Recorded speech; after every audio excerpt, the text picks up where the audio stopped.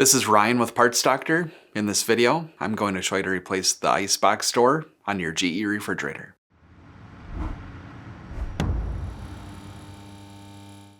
If you need to buy a new icebox door for your refrigerator, check out our website, partsdoctor.com, where we sell parts for all major appliance brands. The icebox door seals the cold ice maker air from the refrigerator section.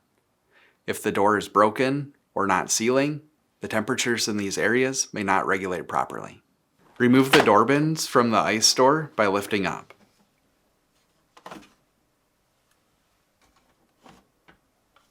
The icebox door is held in place by a hinge. Remove the screw holding the hinge in place using a T15 Torx bit.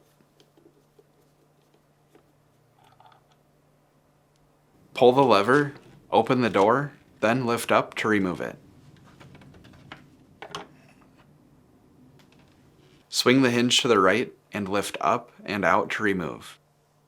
If you need to purchase a new icebox door, you can check out our website, partsdoctor.com. We'll leave a link in the description below.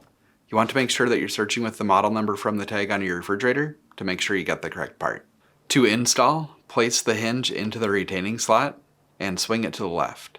Align the pin with the hole on the bottom of the door and press into place. Lock the latch to hold the door in place so that installing the screw is easier. Align the hole on the hinge with the pin on the door. Then reinstall the screw.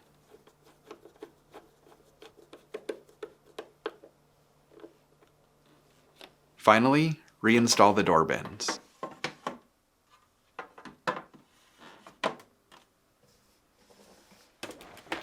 That's it for this video. If you learned something new, hit that like button. And if you enjoy fixing things, want to see more videos like this or these, please consider subscribing.